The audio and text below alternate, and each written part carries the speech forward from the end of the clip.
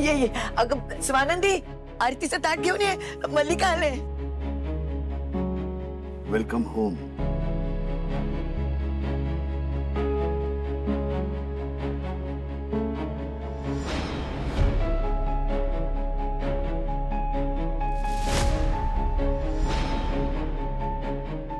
आई तुम्ही पण ना. ये सावकाश. आणि तू राजवाडे जरा बाजूला येता.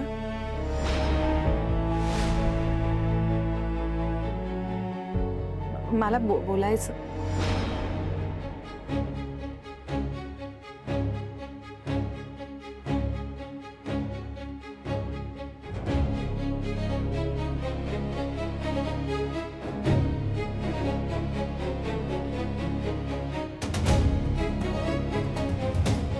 घरी आल्यावर जरा बरं वाटलं मला, खरंच.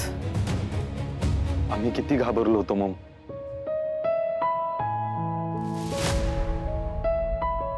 मी पण खरंच किती घाबरली होती माझी पिल्लं. अगं काही नाही झालंय मला, फक्त जरा दगदग झाली, बाकी काही नाही.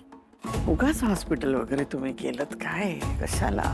काकू तुझी अवस्था बघून टेन्शन आलं होतं आम्हाला. माझ्यामुळे खूपच दगदग झाली ना तुम्हाला. काय काकू, कसली दगदग? तुझ्या चांगल्या आरोग्यापेक्षा दुसरं काहीही महत्वाचं नाही. काकू तुम्हाला बरं वाटतंय ना पण आता? हो ग बाळा, ठीक आहे मी आता, काळजी नको करू. तुम्हाला काही लागलं ना? तर आम्ही बघू.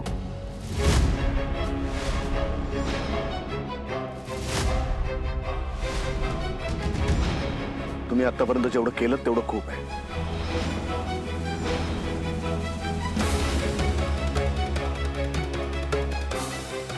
मल्लिका, तू रूम मध्ये जा आणि जरा पड. हा, सूप पाठवते मी तुझ्यासाठी, जा.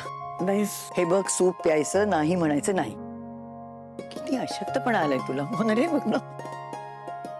हो मम्मा, आम्ही तुझं आता काहीच ऐकणार नाहीये. घेऊन जा ग तिला खोलीत आणि शांतपणे पडून राहायला लाव.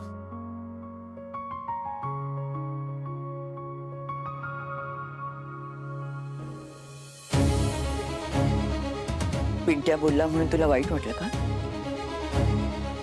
नाही, ते बोललेत कुठे. मी त्यांच्याशी बोलायचा प्रयत्न केला, फोनही केला त्यांना, पण त्यांनी फोन कट केला माझा. हे बघ स्वानंदी, जे घडलंय ना त्याचा आम्हा सगळ्यांना धक्का बसलाय, आणि सगळ्यात जास्त पिंट्याला. म्हणजे कुटुंबामध्ये कोणाला काही झालं ना तरी तो खूप डिस्टर्ब होतो. त्यामुळे जे घडलंय ना ते पचवण्यात त्याला खूप अवघड जातं, वेळ लागेल.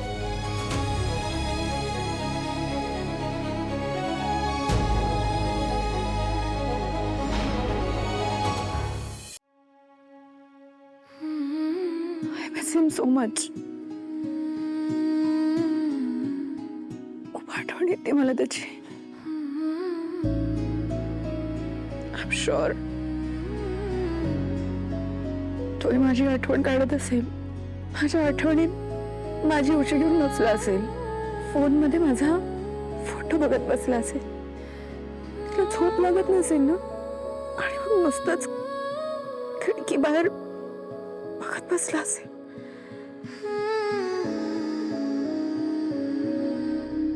मम्मा, अगं तुझं काही दुखतंय का? मी तुला ज्यूस आणून देऊ का? तुझं डोकं दुखतंय? अधीरा, मम्माचं जरा डोकं चेपून दे ना. काय करू? तुला फोन करू का मी? त्याचा आवाज ऐकल्याशिवाय मला चैनच पडत नाहीये. मी What should I do? Me call केला ना तर त्याचा आवाज ऐकला की मलाच रडायला येईल. What should I do? Seriously Adhira, हे बघ, झोपली असशील ना तर जागी हो. अगं त्याच्या आईमुळे तुला रातोरात घर सोडायची वेळ आलीये आणि तुला त्याला कॉल करायचंय. मला खूप आठवण येते त्याची. I miss him so much. मला आवडतो तो खूप.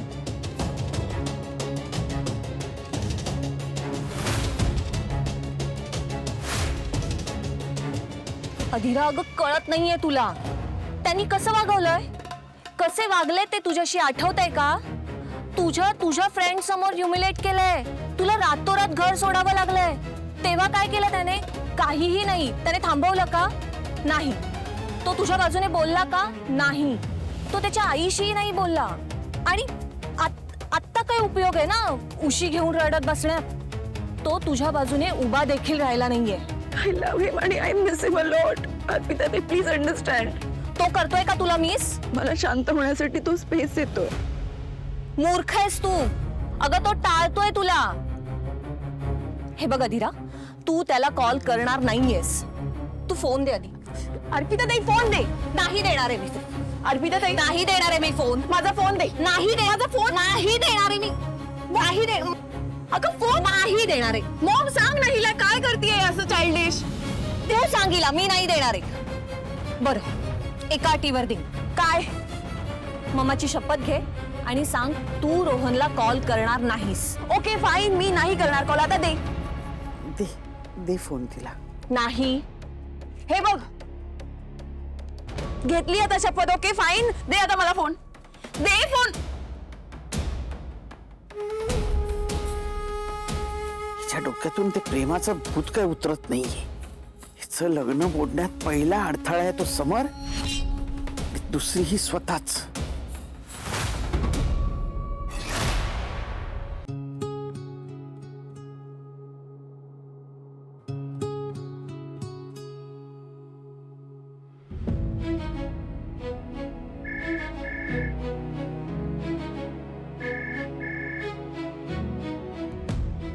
Hello sir. कसा आहेस रोहन? मी ठीक आहे. मला सांगितलं बाबांनी अधीराच्या आईला हॉस्पिटलमध्ये न्यावं लागलं. या सगळ्याची तिला काळजी वाटत होती. डॉक्टरांनी चेक केलं, स्ट्रेसमुळे झालंय असं म्हणाले. पण आता ओके, आणलंय तिला आत्ता घरी आम्ही.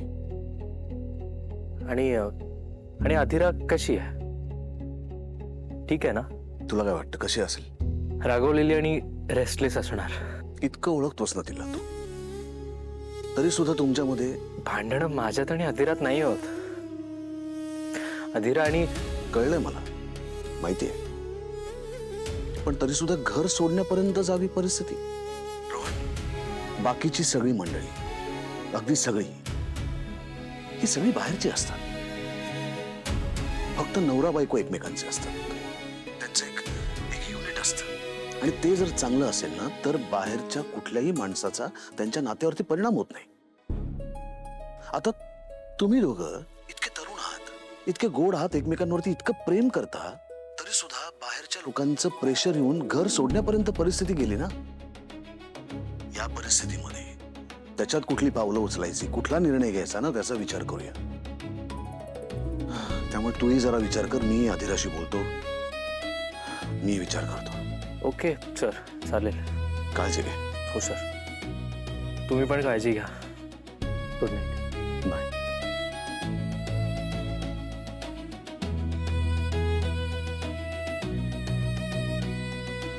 राजवाडे, ऐका ना. ऐका, मला खरंच बोलायचंय. ऐका ऐका ऐका, तुम्ही माझ्या समोर आलात. चुकून माझ्याकडनं तुमच्याविषयी एखादा अपशब्द बाहेर पडेल, चुकून तुमचा डिसरिस्पेक्ट होईल असं काहीतरी बाहेर पडेल, आणि ते मला करायचं नाहीये. कारण तुम्ही दिसलात ना तरी माझं मस्तकात एक टिडीक जाते. त्यामुळे प्लीज माझ्याशी बोलण्याचा प्रयत्न करू नका.